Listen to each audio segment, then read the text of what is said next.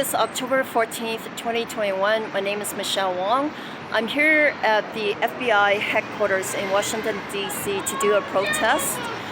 I submitted my case of police corruption colluding with private investigators in this organized crime.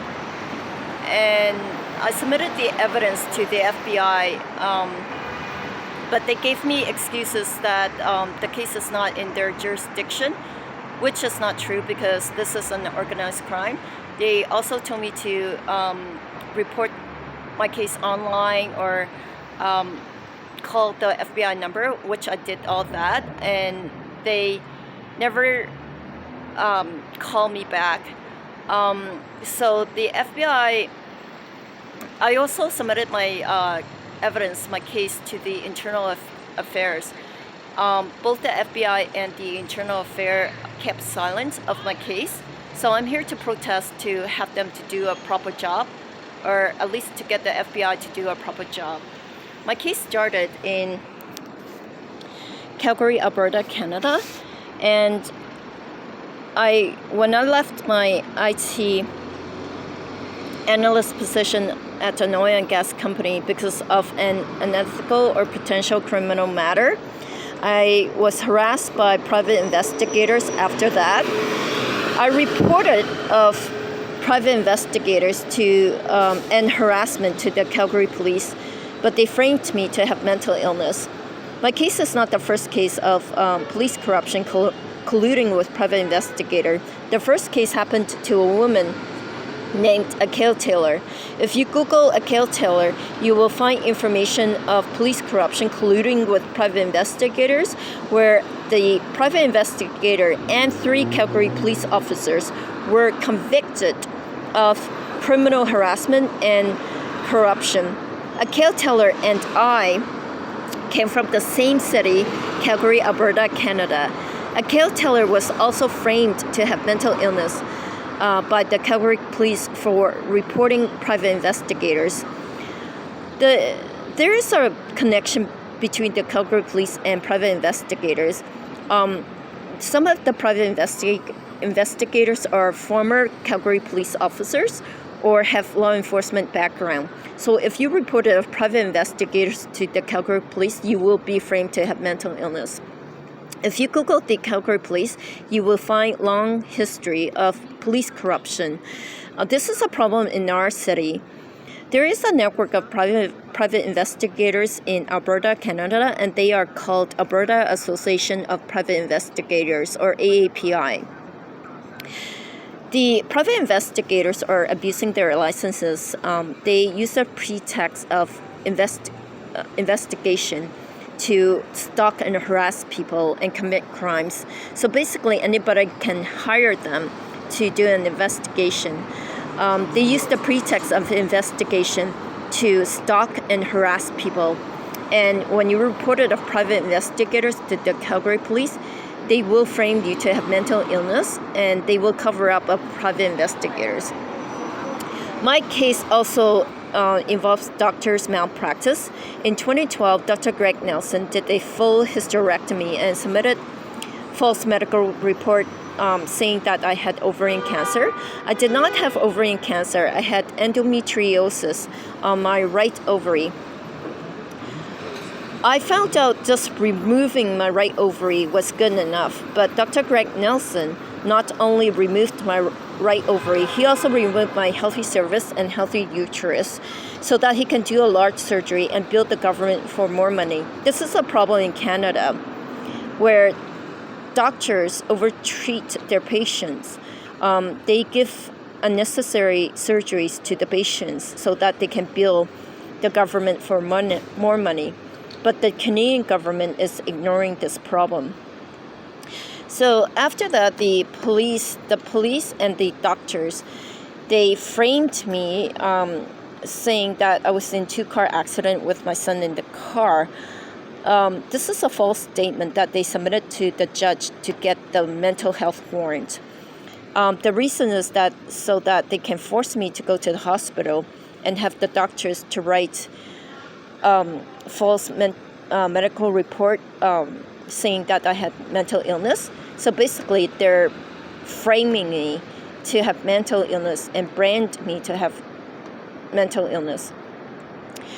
And the fact is that my son was in school and he was not with me during the 2 car accidents. I was re-entered in both accidents, probably because of the harassment. I have evidence of my son's school attendance and video recording of both car accidents, but the police conceal this. The Calgary police can conceal evidence, and this is what they do because they have a history of tamper with evidence. Again, the doctor framed me. I had an appointment, a medical appointment with Dr. Nancy Nixon on July 18th. This should be 2017. It was my first consultation with this doctor, Dr. Nancy Nixon, but she brought in a woman claimed to be Dr. Nancy Nixon. She is not the real Dr. Nancy Nixon. I found out this is the real Dr. Nancy Nixon. I brought in these pictures to a private lab and got a confirmation that these 2 women are 2 different people. So the reason that I was framed by the doctor was because Dr. Nancy Nixon works in the same hospital as Dr. Greg Nelson at the Tom Baker Cancer Center. Dr. Greg Nelson was the surgeon who gave me that unnecessary surgery or large surgery. So the doctors are trying to cover up the medical corruption, where the doctors are billing the government for more money to do unnecessary surgeries. I reported my case to the RCMP, or the Royal Canadian Mounted Police. They're almost like the FBI in Canada. But they refused to do an investigation on my case, even though they have evidence of the fake doctor as well as the evidence of the car accidents. This is a problem in Canada, that RCMP can refuse to do an investigation on a crime. This happened to Amanda Todd, the cyberbullying case. Amanda Todd's parents reported of cyberbullying to the RCMP many times, but they refused to do an investigation. And we all know that Amanda Todd killed herself because of cyberbullying. I couldn't get any help in Canada, so I moved to America and moved to New York City and filed an asylum of political abuse through psychiatry with USCIS. And also reported my case to the FBI. They have evidence of my case in Canada. But instead of helping, the New York City's police set me up with a fake cop. They used the same method and tried to frame me using this fake cop, Lieutenant J. Cruz. This is not the real Lieutenant J. Cruz. This is the fake Lieutenant J. Cruz.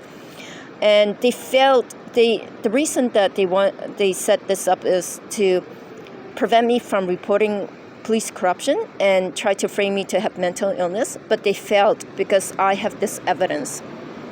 I submitted the evidence to FBI officers, shield number 1405 and 336. They took in the case information with this picture evidence, but they cover up the evidence or kept silent of my case and refused to do an investigation, which the same thing that they did in Canada with the RCMP. So again, in February 2021, I was framed by the Jersey City Police. I was renting a room in Jersey City through Airbnb, and I filed a complaint of other residents smoking cigarettes and other substance inside the residence because I was allergic. The homeowner canceled the reservation the last minute and called the police on me, and the police charged me with trespassing. Once they found out my name was Michelle Wong and I reported of police corruption, the police immediately charged me with trespassing and took me to the Jersey City jailhouse. They tried to force fingerprinting on me, but I refused. They denied my rights to talk to a lawyer and to the judge. They charged me with the second crime of obstruction of justice for refusing doing fingerprints, and took me to the Hudson County Jail and tortured me for 4 days. During the 4 days, they turned off the heat and turned on the air conditioning in the middle of the winter. And they also threatened me that if I continue to pursue the case of police corruption, the police can shoot me to death and make my death look like an accident or self-defense. The police also threatened me that they can get a doctor to write up a false mental health report to frame me with mental illness, just like the one that they did in Canada.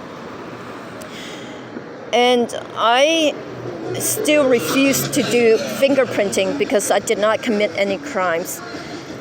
During that time, they also denied my rights to speak to a lawyer or the judge. On the fourth day, they got this public defender, Sarah Walsh, trying to convince me to commit to these crimes. I refused. So the prison guard grabbed my hands and forced fingerprinting and let me go. In March 2021, the prosecutors Linda Arredondo and Monica Cho dismissed all charges, and Judge Cynthia Jackson expunged my case so that the court staff could erase all records to cover up the false arrest and torture in jail.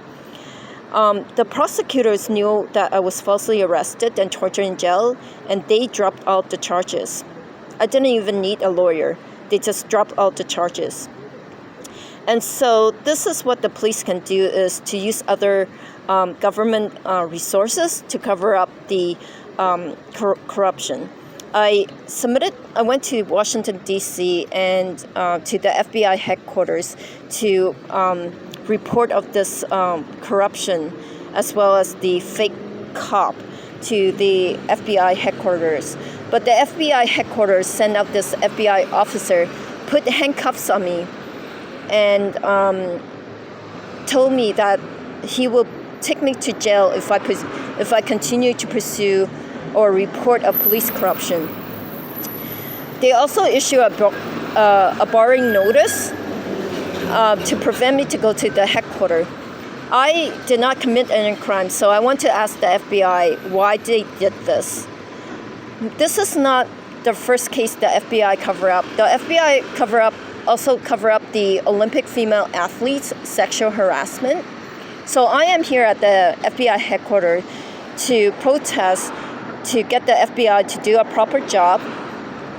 This is not democracy. Police corruption is a problem across the country.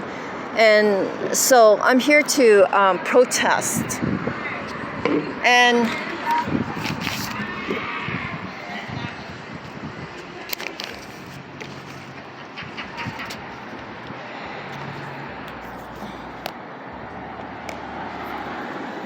FBI, do not cover up my case. You have the evidence. You have my ID. You know my name is Michelle Wong. That's right. You know, the police set me up with a fake cop. I was falsely arrested. I was falsely charged. I was tortured in jail. They dropped all the charges as a cover-up. The police know how to manipulate the system and get away with it. You're the FBI. You're not stupid. You know this is police corruption. Police corruption is a problem across the country. What don't you get? Stop the cover-up. Stop the corruption.